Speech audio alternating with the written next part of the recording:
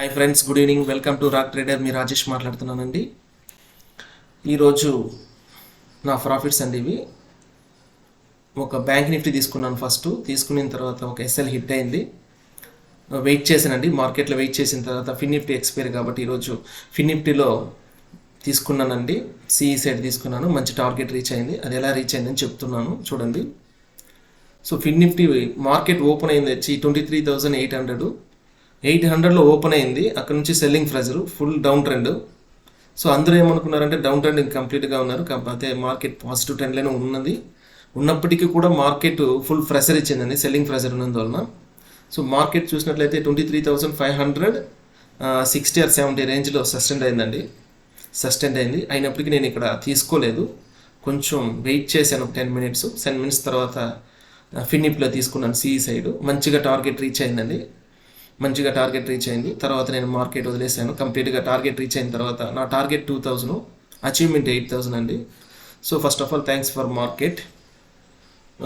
ఈరోజు అదండి ఇక్కడ చూపించాను కదా, ప్రాఫిట్ 8,500లో మంచిగా అచీవ్ అయిందండి.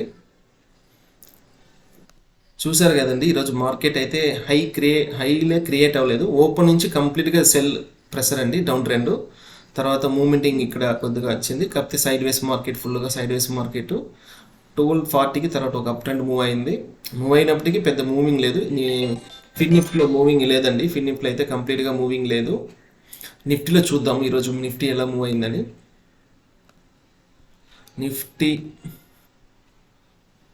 అయితే సూపర్గా ఉందండి ఈరోజు. నిఫ్టీ డౌన్ ట్రెండ్, మార్నింగ్ ట్రెండ్లో అయితే 10 o'clock అయితే సెల్లింగ్ ప్రెషర్ ఇచ్చింది. తర్వాత అక్కడ నుంచి మంచి మూమెంట్ ఇచ్చిందండి, సూపర్ మూమెంటు, మంచి అప్ ట్రెండ్ అండి. అది సూపర్గా ఉంది. సో ఈరోజు అయితే నిఫ్టీలో ట్రేడ్ చేసిన వాళ్ళకి మంచి ప్రాఫిట్స్ ఉండే అవకాశాలు ఉందండి. నిఫ్టీలో మంచి ప్రాఫిట్స్ వచ్చుంటాయి.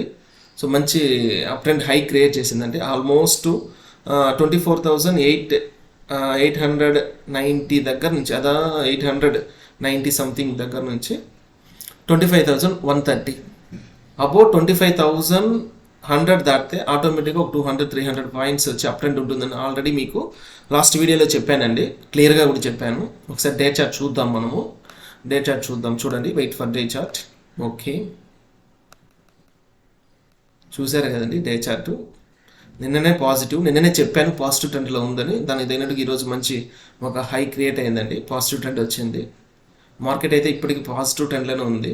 25,100 అబో దాటిందంటే ఖచ్చితంగా 25,500 రీచ్ అవ్వడానికి పక్కాగా అప్ ట్రెండ్ ఉంటుందండి. మూవింగ్ షార్ప్గా ఉంటుంది.